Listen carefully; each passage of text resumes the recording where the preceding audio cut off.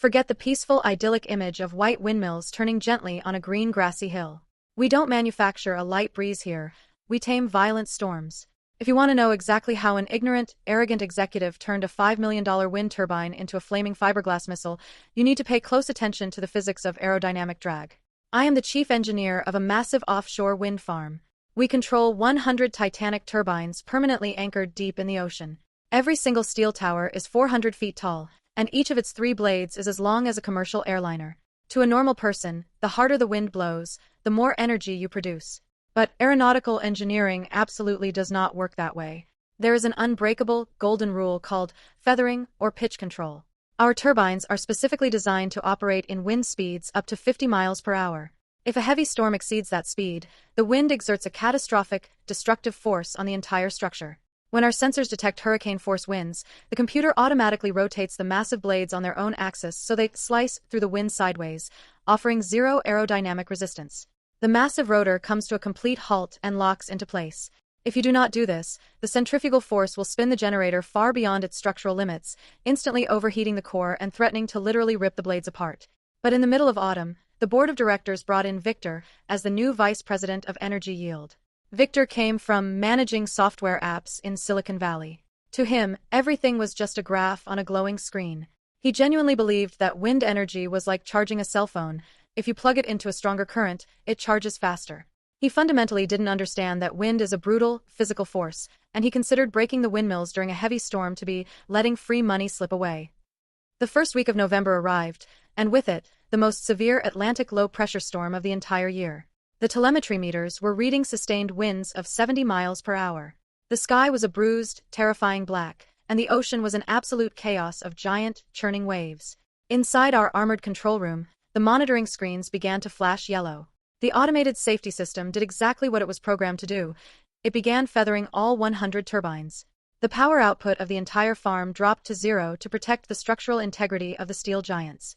The heavy door to the control room suddenly flew open.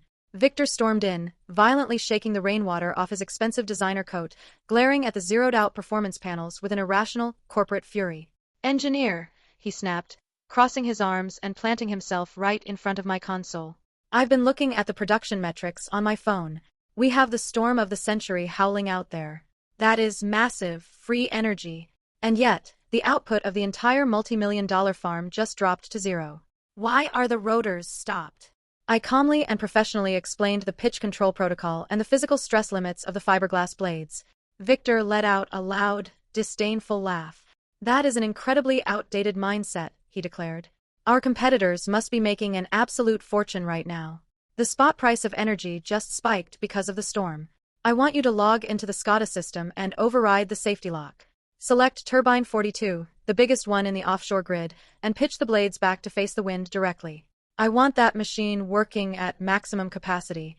We are going to break production records tonight." I slowly took off my headset and stared at him. A cold shiver of pure disbelief ran down my spine. "Victor, that is mechanical suicide," I warned him in a deep, absolutely cutting tone. "This isn't a friendly suggestion from the manufacturer, it is the unforgiving physics of centrifugal stress.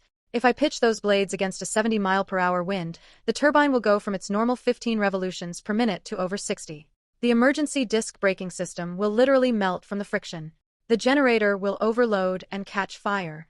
And the massive centrifugal force will bend the 150-foot fiberglass blades backward until they snap completely in half. You will destroy a $5 million turbine in a matter of minutes." Victor slammed his palm down hard on the desk, his face flushed red with corporate hubris. "Do not give me a physics lecture, technician," he screamed. "Those machines are made of military-grade carbon fiber and steel. They can handle whatever hits them. Your fear of failure is exactly what keeps you sitting in that chair. This is a direct order from the vice president. Either you override the software lock right now and spin that turbine, or you are fired. I will throw you out into the street without severance for actively sabotaging company profits." I knew perfectly well that the howling wind doesn't read financial balance sheets, and that Turbine 42 was about to be brutally sacrificed on the altar of his arrogance. But since my livelihood was threatened, I prepared the engineer's most lethal defense protocol, the biometric log. "I absolutely refuse to deactivate the storm safeties under my engineering license, Victor," I told him coldly, swiveling the main screen toward him. "But you have the executive rank. You execute the manual override yourself. I slid the heavy keyboard over to him. Log in with your personal authority code. Write the manual order to disable the feathering protocol on Turbine 42. Put it in writing that you formally reject my technical warning regarding centrifugal overload, generator fire, and the structural destruction of the blades. And sign that you assume all legal and financial responsibility for the complete ruin of the turbine. With absolute pleasure, coward, he grunted. He punched in his credentials, completely ignored all the bright red flashing warnings on the system, and authorized the startup. There you go. Make it spin. I hit the enter key. Miles offshore, Turbine 42 slowly rotated its massive blades to face the unbridled fury of the storm directly. For the first 3 minutes, Victor was absolutely glowing. The production graph for Turbine 42 shot up like a rocket, generating 3 times more power than it ever had on a normal day. He was greedily rubbing his hands together, staring at the green numbers piling up. But on my diagnostic screen, the thermal nightmare had just begun. The heavy rotor rapidly crossed the red line. It went from 15 revolutions per minute to 30. Then to 50. The brutal force of the hurricane-level wind was pushing the blades with merciless violence. At the 7-minute mark, the temperature of the main generator at the top of the tower hit 600 degrees Fahrenheit. The heavy industrial lubricating oil inside boiled and violently ruptured. Through the thermal security cameras, we saw the bright flash. The interior of the massive turbine casing caught fire. A thick, terrifying column of roaring fire and pitch-black smoke began to billow out of the top of the windmill, 400 feet above the raging sea. What the hell is that smoke? Victor screamed, all the color instantly draining from his face. Break the turbine. Break it right now. I can't, I replied with robotic, dead calm. By exceeding 60 revolutions per minute, the emergency friction brakes have completely melted into slag. The turbine is in a runaway state. At exactly 10 minutes, the centrifugal force came to collect its debt. The immense fiberglass blades, over 150 feet long, were never designed to spin at that insane velocity. They began to bend backward in an unnatural, terrifying arc. And then, crack! The deafening sound ripped through the camera's microphones. One of the massive blades snapped completely in half. The gigantic chunk of heavy fiberglass was launched like a ballistic missile, flying hundreds of feet through the air before violently crashing into the churning ocean waves. Having lost a blade, the massive rotor lost its perfect balance while still spinning at a terrifying speed. The asymmetrical vibration was so violently powerful that it shook the solid steel tower from top to bottom. In a matter of 3 seconds, the entire turbine tore itself apart. The heavy, burning generator casing collapsed inward and plummeted into the sea in a massive explosion of sparks and twisted metal. The $5 million Turbine 42 had been completely and utterly erased from existence. Victor dropped to his knees in front of the monitors. He grabbed his head, hyperventilating and openly sobbing as he stared at the security feed, which now only showed a decapitated, smoking steel stump getting lashed by the freezing rain. In exactly 10 minutes, he had annihilated $5 million of company assets. The next morning, with the storm finally cleared, the CEO of the Energy Consortium arrived at the coastal plant, flanked by insurance auditors and a swarm of corporate lawyers. He was pale with murderous rage. Victor, drenched in a cold sweat of pure panic, attempted to throw me to the wolves. The software malfunctioned. Victor howled desperately, pointing a shaking finger at me in front of the CEO. The engineer didn't activate the brakes in time. The system went crazy and the windmill exploded. I asked him to be careful and he destroyed it. The CEO glared at me, his fists clenched tightly, desperately looking for a scapegoat. I showed absolutely zero emotion. I pulled the black box log from the core system, connected my tablet to the giant wall screen, and projected the unalterable history.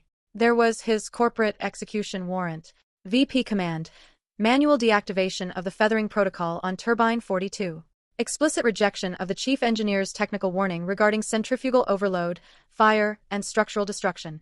Legal, personal, and financial assumption of all responsibility for equipment damage.